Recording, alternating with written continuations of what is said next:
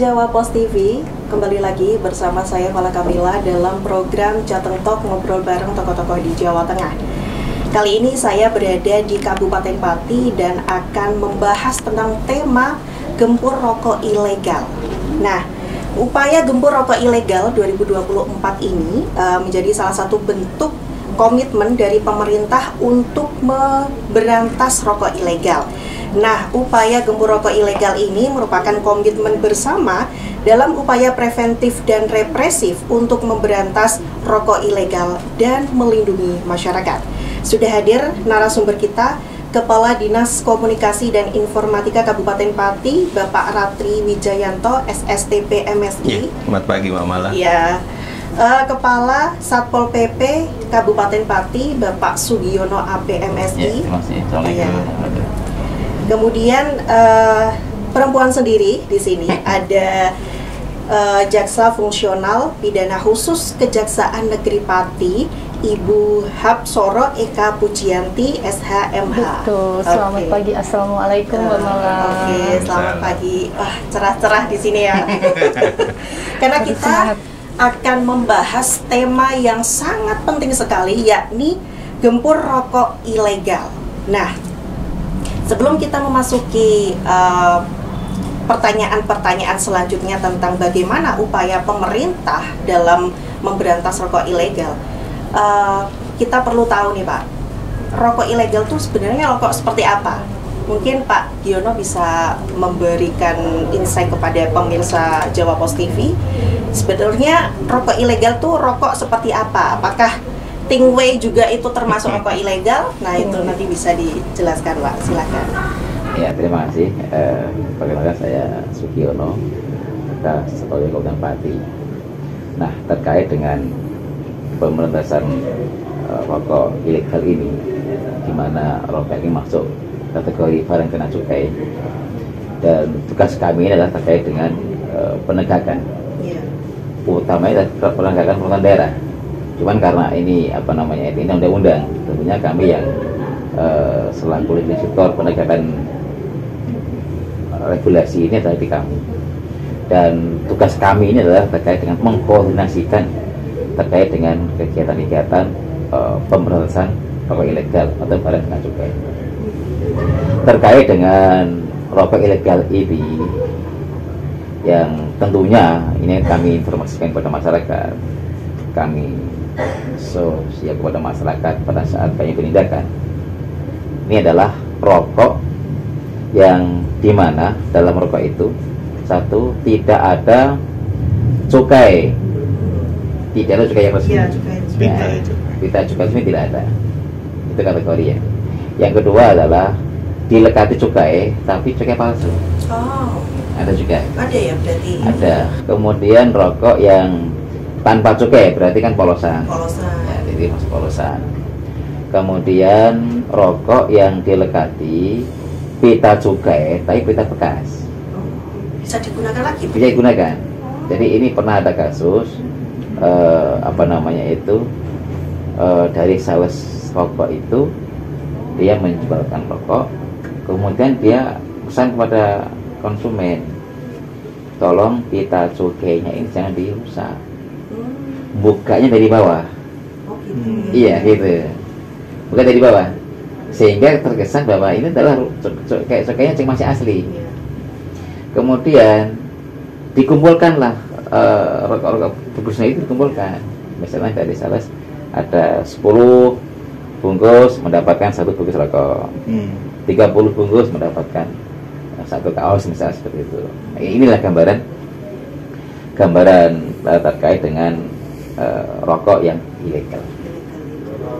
Mungkin Bu Puji bisa menjelaskan yang kena pidana itu tuh orang yang membuat misalnya, atau orang yang memanipulasi itu, atau justru orang yang mengedarkan. Nah, ini kan ada banyak ya, itu yang masuk kategori pelaku dari tindak ilegal dan kena tindak pidana dalam artian rokok ilegal ini ya, betul. baik.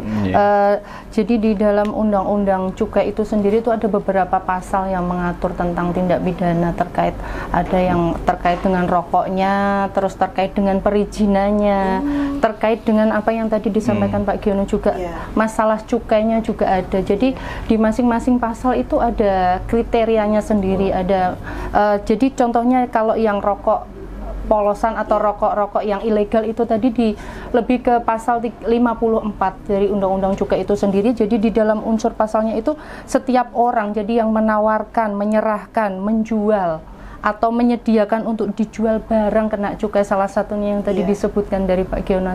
Jadi rokok itu kan salah satu barang kena cukai yang yang tidak dikemas untuk penjualan eceran atau tidak dilekati pita cukai palsu itu, atau dilekati pita cukai tapi tidak yang seharusnya memang. Nah, jadi pita cukainya bisa bekas juga. Nah, itu juga masuk ke pasal 54. Jadi di pasal 54 itu ancaman pidananya itu minimal 1 tahun dan maksimalnya itu 5 tahun. Kemudian di samping pidana penjara juga ada pidana denda yang diberikan atau yang dijatuhkan kepada para pelaku tindak pidana cukai itu sendiri. Jadi pidana dendanya itu dinilai dari nilai cukainya. Jadi seharusnya itu rokok itu kan dilekati pita cukai nih. Nah, tapi ternyata itu rokok itu diedarkan tanpa dilekati pita cukai, atau mungkin dilekati pita cukai tapi yang pita cukainya palsu. Nah, itu dihitung. Jadi setiap satu pita cukai itu kan ada pelunasan nilai cukainya. Itu dari pihak bea cukai yang menghitung itu nanti dihitung dendanya minimal itu 10 kali nilai cukai, maksimalnya 20 kali. Jadi tergantung jumlah. Jadi jumlah batang rokok yang diedarkan itu tadi. Misalkan ada 10.000 batang, jadi dikalikan aja satu batang rokok itu nilai cukainya berapa. Nah, nanti di total kerugiannya. Nah, untuk pidana denda yang dijatuhkan itu 10 kali dari cukai yang itu sangat. Jadi main-main sama cukai, betul sekali, kena denda, kena pidana juga, double. Masih juga malu dengan masyarakat. Betul.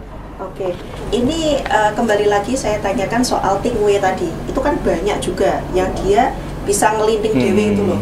Itu masuk kategori itu tadi atau bagaimana, Pak? Karena itu juga dijual di kayak marketplace itu juga banyak gitu. Jadi kalau tembakau yang dilinting sendiri itu. Nah, itu kalau itu jadi kembali lagi kalau di unsur pasalnya itu kalau disediakan untuk dijual. Jadi dijual, misal dilinting terus akhirnya terus dikemas, dijual, itu memang bisa dikenakan tindak pidana memang.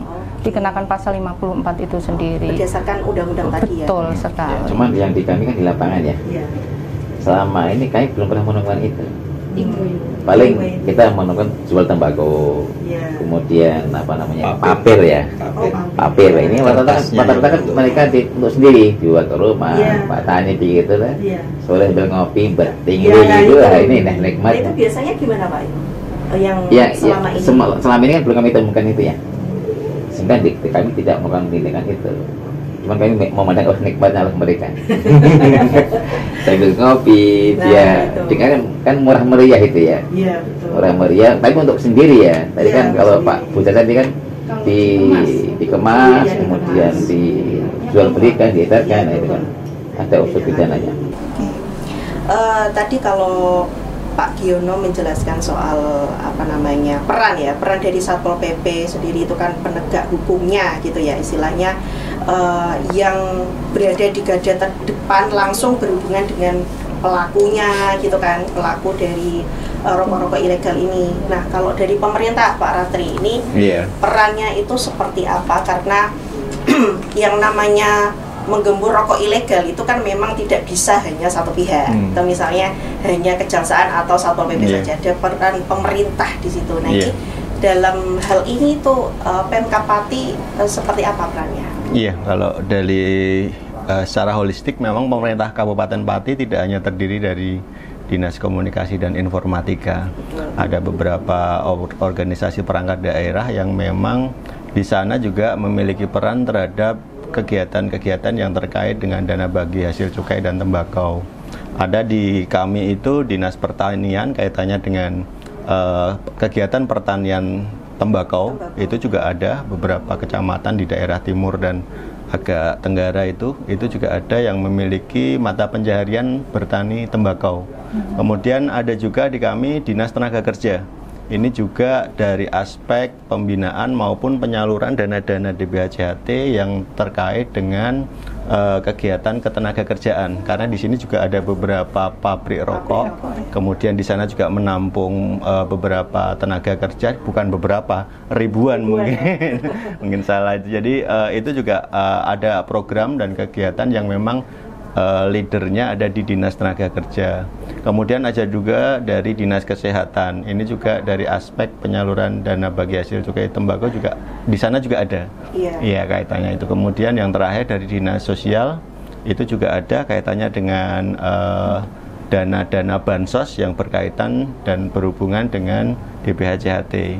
Adapun kalau dari kami Dinas Komunikasi dan Informatika mungkin lebih terkait dengan aktivitas preventif. Tadi Mbak Mala tadi bicara tentang aksi preventif dan represifnya. Mungkin kalau represifnya ada di Pak Giono selaku Panglima perangnya kan, didukung dengan dari Kejaksaan Bu Puji. Cuma kami memang dari aspek preventifnya, sehingga kami berusaha memberikan informasi-informasi penyadaran kepada masyarakat tentang betapa pentingnya kita untuk bisa menggempur rokok ilegal. Dalam hal ini jangan mengkonsumsi, jangan mengedarkan, maupun jangan sampai menyediakan. Seperti itu. Pemirsa, menarik sekali perbincangan kali ini, tapi kita rehat sejenak, tetap di Jawa Pos TV.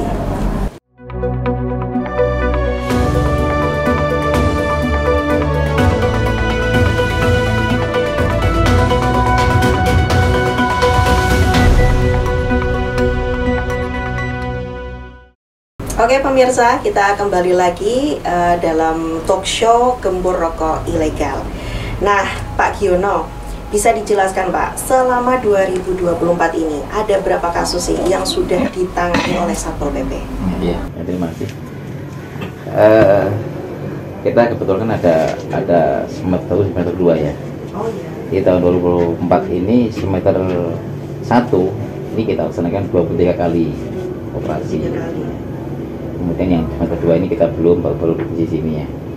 Selama semester 1 ini kita menemukan sekitar 5.200 batang rokok yang ilegal itu. Rokok ilegal, rokok polosan, rokok dengan cukai palsu. Kemudian tren ini turun drastis dari tahun 2023. Jadi kalau tahun 2023 itu semester 1 kita menemukan 11.000 batang. Ya. Kemudian semester 2 32.000. Jadi hampir 43.000 lah.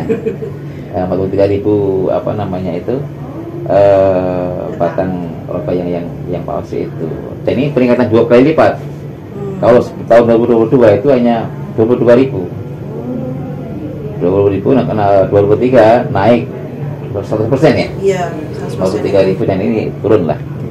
Ya mungkin karena mungkin kan karena kan ini kan bagi peran ya.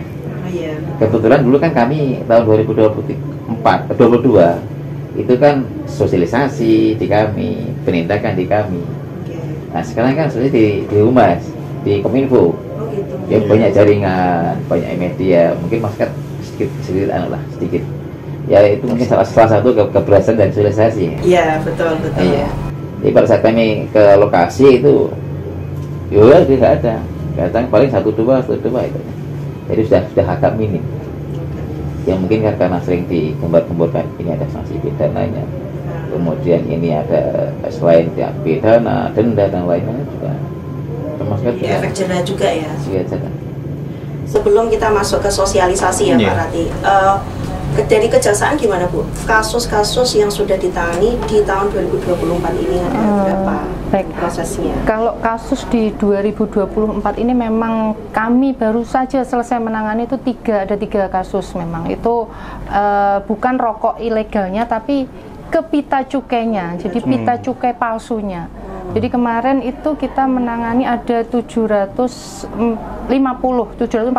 lembar pita cukai, jadi lembarannya itu besar, di satu lembarnya itu ada untuk beberapa batang kan, karena untuk satu pita cukai itu kan dilekatkan pada tiap batangnya. Jadi kemarin kita menangani itu baru selesai, baru putus, dan itu juga lumayan karena kita untuk efek jerahnya kita memang tuntutannya agak lumayan tinggi memang kemarin itu. Kita kemarin melakukan penuntutan itu memang 3,5 tahun ya. Jadi dari minimalnya yang 1 tahun, kemudian kalau untuk terkait pita cukai sendiri beda dengan yang rokok. Kalau untuk pita cukai pasalnya ke pasal 55 itu ancaman maksimalnya 8 tahun, bukan 5 tahun lagi. Malah jauh lebih jauh lebih tinggi kalau untuk pita cukainya. Nah, itu terkait itu. Kemudian dendanya juga kemarin lumayan karena memang jumlah pita cukai yang dipalsukan kan cukup lumayan ya, 1,5 rem 750 lembar. Jadi bisa digunakan untuk berapa puluh ribu batang itu kan ya Mbak ya. Terus kemarin itu kita dendanya bisa sampai 2 miliar. Wow. Yang besar banget ya. Dijatuhkan kepada pelaku, betul. Bisa dijelaskan lagi Bu untuk pasal-pasal yang lain. Itu tadi kan terkait pitanya ya. Itu yang untuk yang lainnya. Kalau ada pasal lagi yang terkait pabriknya juga ada. Itu juga pabriknya juga ada, misal pabriknya itu tanpa berizin, itu juga ada, diatur juga di dalam ketentuan undang-undang. Beda sendiri ya, beda lagi. Bisa berlapis juga itu. Kalau kayak gitu. Jadi kita lihat kasus posisinya. Jadi misalnya itu pita cukai memang ada enggak produksinya, di mana kalau memang kita temukan orang itu memproduksi sendiri pita cukai, berarti ada lagi pasalnya. Gitu. Kalau kemarin memang yang kita tangani mengedarkan. Gitu, menyediakan untuk menyediakan untuk dijualnya itu. Biasanya itu kan ada yang mengedarkan ya. Betul. Orang yang ini apa namanya? Istilahnya ekspedisinya itu kan berbeda dengan yang punya. Nah, itu nanti gimana? Ya, jadi sistemnya kemarin itu dari yang awalnya ditangkap, terus ditarik garis mundur, jadi dapatnya dari mana, terus akhirnya dapat dari tempat yang berbeda, karena kemarin memang penangkapannya memang terjadi di Pati. Jadi kan tempusnya juga terjadi di Pati kan, makanya disidangkan di sini di Pati. Kemudian ditarik pita itu yang menyediakan siapa? Jadi dari orang yang ditangkap itu kemudian ditariklah dari si B misalnya, katakanlah gitu. Dari si B kita tarik ke si B. Dan memang terus dari si B ternyata dapat lagi dari si C, jadi beruntung ya. Nah, betul. Jadi selama ini yang ditangkap ini memberikan ini dapatnya dari mana, langsung kita cari sampai yang titiknya gitu. Cuman kemarin itu yang agak kesulitan memang dari penyidik juga untuk menemukan yang terakhir yang memproduksinya siapa, itu memang belum karena informasi yang didapatkan memang kurang. Kadang itu memang ada misalnya rumah ya dijadikan gudangnya atau tempat produksinya itu hanya belum tentu di rumah juga sewa gitu loh, maksudnya dia bukan rumah sendiri. Bukan rumah sendiri juga. Adakah yang sampai alat-alatnya juga tidak bisa ditemukan langsung gitu aja gitu. Jadi ya yang memang yang ditangani kemarin betul sekali. Ada yang pernah itu enggak Bu? Misalnya kasusnya yang sudah benar-benar sampai ke orang pertamanya, artinya dia memang produsennya sendiri itu ada. Kalau terkait rokok mungkin ada ya, tapi kalau yang kemarin yang penanganan kasus terbaru pita cukai memang kita belum menemukan produksi yang memproduksinya itu siapanya belum. Jadi itu istilahnya yang mengedarkan ya, betul sekali. Yang memproduksinya itu yang memang belum masih dilakukan pendalaman. Pak Giono, adakah kisah heroik Pak atau kisah-kisah unik selama penindakan? Iya, terima kasih. Kebetulan ini saya kan kadang ikut turun ke lapangan ya. Iya. Staf kami itu kadang pada saat razia itu diancam didatangi itu. Jadi harus ada preman-preman itu diancam. Ancamannya itu pasti ada. Kemudian yang kedua, ini pernah kita kan juga punya apa trik-trik ya, bagaimana, kapan, di mana, mengapa, itu. Sehingga pada saat kita tahu kita ada di sini, kita di titik A begitu, ini kita datangi itu sudah menyebar. Kita begitu guys. Kemudian ada yang di depan, jadi di jajaran TNI, Polri, Bea Cukai di depan, sama Satpol PP. Kemudian ada anggota yang ke belakang, yang ke belakang rumah itu. Iya betul. Ya, begitu yang dari TNI, Polri, Bea Cukai masuk ke dalam, mereka kaget itu. dibuang lewat jendela. Oh gitu. Dibuang lewat jendela, kami tangkap lagi. Nah, ketahuan lah. Cukup banyak itu, hampir sekitar 5.000-an itu. Ini kejadian di Pati Selatan. Enggak menyebutkan desa dan kecamatan.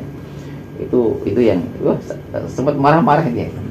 Ya mungkin karena dia orang-orang mungkin orang dekat dengan ada yang APH, ada yang asuh bentuk kami juga. Tapi kan kita nggak bisa. Ini kan kita tinggal gabungan, ada Bea Cukai, ada Kejaksaan Negeri, kemudian Kodim, Subdenpom, Diksaktib dan bagian perekonomian sendiri. Kemudian yang ketiga ini pernah kami, ya bukan ini ya mungkin kami juga terima kasih pada salah satu toko ya. Kita sudah muter capek ke sana. Kemudian ya mungkin persaingan usaha juga. Di suatu desa itu kami datangi, Pak, kami ini bersih Bapak. Kami ini jual yang kita sukanya, yang legal.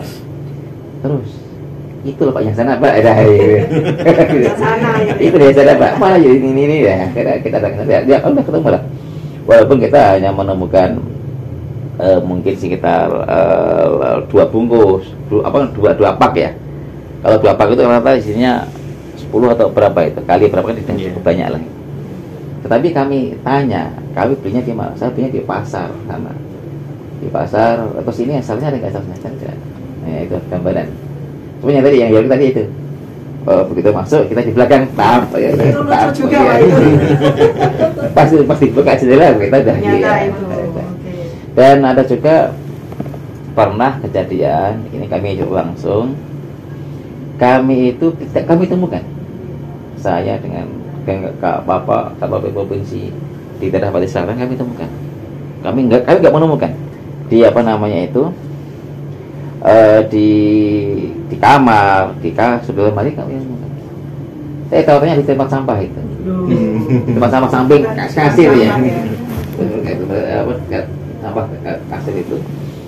Dan itu temuan baru. Tadi itu yang kami sebutkan. Dia menjualnya tadi selalu menyampaikan, jangan buka di depan, di atas yang ada pita cukainya, buka di belakang. Nah, itu lebih banyak dikumpulkan itu. Ada plastik hitam di sana itu atau bungkus-bungkus rokok. Yang dipakai bungkus lagi ya Pak? Enggak, itu ditukarkan Bu. Jadi ditukarkan untuk mendapatkan rokok, kemudian atau mendapatkan kaos. Mereka senang sekali. Mas kan nggak tahu. Ya pokoknya saya menghimpun ini gitu. Dan digunakan lagi. Menghimpun saya dapat. Senang. Pak, untuk Pemkab sendiri Pak, ini untuk sosialisasi dari Pemkab itu seperti apa dan bentuknya apa saja gitu. Nah, kayaknya macam-macam. Iya sih, kalau di kami di Pemkab khususnya di Diskominfo memang kami menggunakan berbagai macam alat untuk mensosialisasikan, karena memang segmentasi pengguna rokok ilegal atau pengkonsumsi rokok ilegal itu kan berbagai macam.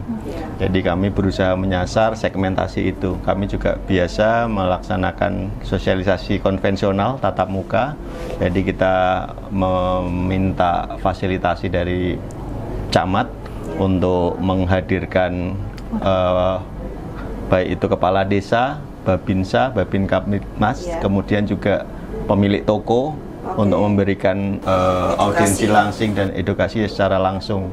Kami juga menggunakan media cetak, jadi kemudian media sosial juga.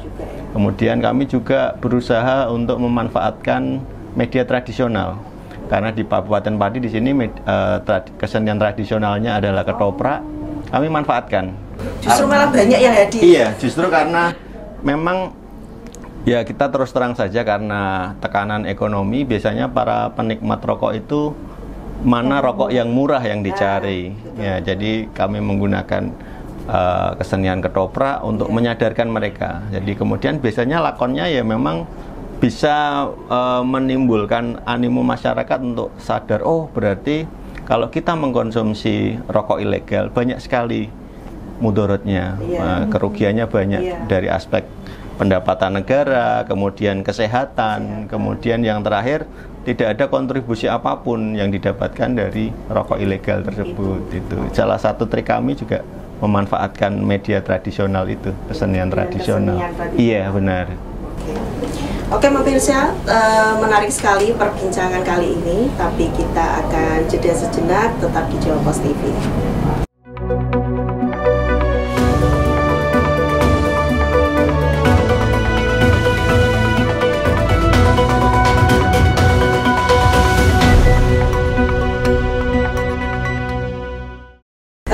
pemirsa Jawa TV, kembali lagi bersama saya dalam talk show Gembur Rokok Ilegal.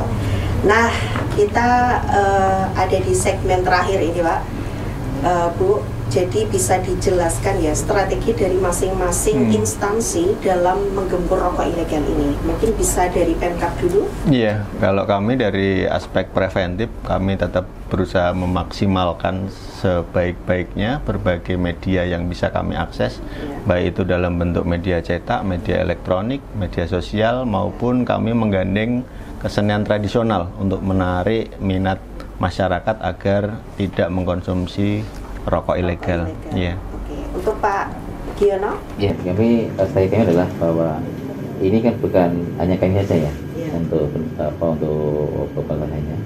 Kami melibatkan tim yang terkait sehingga kita kuatkan tim dulu. Kita kuatkan tim yang terkait, kita kuatkan tim staff internal, kita kuatkan juga. Kita bekali ke keahlian terkait dengan deteksi dini. Kemudian kita jalin silaturahmi, jalin kebersamaan dengan informan yang di lapangan.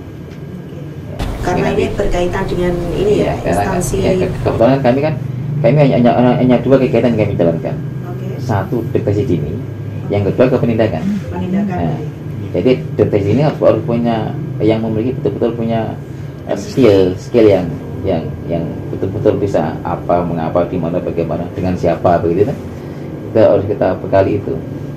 Kemudian kita kuatkan tim, ada kejaksaan, ada ini pentingnya kolaborasi, koordinasi dan sinkronisasi terkait dengan kegiatan di lapangan. Oke, untuk kejaksaan, Bu Puji? Baik, kalau untuk kejaksaan sendiri ya Mbak ya, karena kewenangan kita karena di bidang penuntutan, untuk perkara-perkara cukai nanti kedepannya kan tetap dilihat dari kasus posisinya juga, kita akan memberikan efek jerak untuk pidananya yang memang cukup tinggi, jadi ya, dan dendanya yang lumayan besar juga ya, besar ya. Jadi para kita pelaku ini bisa ke pidana. Iya, takut gitu kan kalau mau memasukkan kita cukainya atau apa, itu harus berpikir ulang lagi. Kaitannya dengan dendanya kan juga nanti kalaupun dendanya itu dibayar para pelaku-pelaku ini kan menjadi pemasukan bagi negara juga, karena itu mengalami kerugian ya. Betul sekali. Negara kan dengan tidak adanya pita cukainya itu kan negara tidak mendapatkan penerimaan. Adakah catatan Bu untuk kerugian selama 2024 ini? Kalau yang terbaru kemarin memang karena kerugiannya kan dari yang kasus yang kemarin pita cukainya itu sekitar 200, jadi untuk pidananya kan dikalikan 10 kali pada nilai kerugian, jadi sekitar 2, sekian miliar memang. Itu ya yang untuk ini ya yang kasus terakhir. Kasus terakhir ini. Itu pun kalau dibayarkan oleh para pelaku kan, nah, jadi kita nanti setorkan ke negara kan. Nah, kalaupun mereka tidak bisa membayar denda itu kan dia akan mengganti dengan pidana juga. Jadi diganti dengan pidana juga. 3 kasus ya, 3 kasus saja ya sudah 2 miliar itu kan, padahal itu nantinya juga akan diserahkan juga ke masyarakat ya Pak ya. Betul. Oke. Itu kalau dari dendanya ya. Iya, dendanya. Tapi kalau kerugian dari rokok ini kan tentunya banyak sekali. Nanti dari kantor bea cukai yang tahu. Pak, ini untuk harapan sendiri ya, harapan dari Bapak Ibu semua terkait dengan gembur rokok ilegal itu, mungkin dari Pemkab sendiri itu seperti apa? Iya, untuk masyarakat yang mengetahui dan melihat, menyaksikan peredaran rokok ilegal bisa berkontribusi positif terhadap kegiatan itu dengan cara melaporkan ke kanal aduan kami, baik itu di medsos, di IG, di WhatsApp juga ada, di 081 266 0295. Itu segera kami tindak lanjuti untuk kami kirimkan ke tim penindaan untuk ditindaklanjuti, mungkin seperti itu. Oke. Untuk Pak Giono? Ya, hampir sama tentunya. Tentunya kalau misalnya ada transaksi atau apa, bisa menghubungi kami, menghubungi dinas terkait, dan kami laporkan kepada bea cukai untuk bersama-sama. Dan harapan kami, pesan kami, jangan mengedarkan, jangan memproduksi barang kena cukai ini, karena kita lihat bahwa dendanya juga ada, kemudian pidananya juga ada. Kita saksikan bersama setiap kita 1 tahun sekali ya, 1 tahun 2 kali ya. Ini kita ratusan bahkan jutaan batang gitu yang kita bakar, yang kita musnahkan. Nah, Kemarin terakhir di Jepara. ya itu berapa Pak? Terus ribuan, jutaan bahkan. Jutaan ya? Iya. Sampai berapa miliar kerugian itu. Wah. Yang itu ini kan kita saksikan sendiri itu Betul. di musnah. Ya, Muskan. Bu Puji, mungkin pesan dan harapan. Sebenarnya hampir sama dengan teman-teman yang lain juga dari kejaksaan juga harapannya kalau misalnya ini kan rokok ini barang yang memang peredarannya perlu diawasi. Yeah. Nah, itu yang resmi aja perlu diawasi ya Mbak ya, apalagi yang ilegal. Nah, itu kaitannya dengan kesehatan juga. Jadi masyarakat itu jangan hanya cari yang murah kalau misalnya rokok itu. Jadi tetap harus diawasi karena memang satu itu, terus yang kedua kan itu juga para penikmat rokok kan juga memberikan pemasukan bagi negara juga kalaupun memberikan atau membeli rokok yang resmi, rokok yang berpita cukai itu. Jadi dia sendiri nih yang memberikan cukai, yang membayar cukainya. Jadi para penikmat rokoknya. Terus kemudian dari para pelaku juga, kalaupun memang sudah melakukan, sudah cukup berhenti. Jangan diulangi lagi ya. Karena kalau misal diulangi lagi nanti ancaman pidanaan pun akan lebih berat lagi. Ya, berarti kalau yang mengulangi betul lebih dari satu kali itu misal sudah pernah melakukan ternyata tahun depan lagi. tangkap lagi, kena lagi, pasti sudah ya. dipastikan akan lebih tinggi hukumannya. Beda ya? Pasti beda dari yang pertama kali berbuat dengan yang sudah berulang kali. Mungkin begitu. Untuk pemirsa atau warga Pati yang mengetahui misalnya tetangganya atau saudaranya itu menghubungi kemana Bu? Kalau kayak gitu jangan ragu untuk bisa mungkin disampaikan ke karena ini juga PMK saling juga berkaitan ya. kan, kemudian ke Pol PP, terus langsung ke Bea Cukai yang langsung Bea Cukai langsung bisa gitu, karena itu saling terkait memang ya Pak ya gitu. Oke pemirsa, inilah talk show Gembur Rokok Ilegal. Perbincangan kita sangat seru sekali membahas tentang apa itu rokok ilegal, terus program-program dari berbagai instansi untuk bagaimana cara menggembur rokok ilegal, dan aksi-aksi heroik tadi, aksi-aksi unik, lucu. Nah itu yang dilakukan oleh Satpol PP dan juga pesannya bagi pemirsa semua ya, khususnya warga Pati itu bisa melaporkan langsung ke kanal aduan dari Pemkab Pati gitu. Oke, terima kasih Ibu, Bapak semuanya. Semoga ini menjadi langkah awal ke depan nanti tahun 2025 kita juga masih terus ya menggembur rokok ilegal. Oke pemirsa, itulah perbincangan seru dari talk show Gembur Rokok Ilegal. Nantikan episode Jateng Talk berikutnya. Saya Mala Kamila pamit undur diri dan sampai jumpa.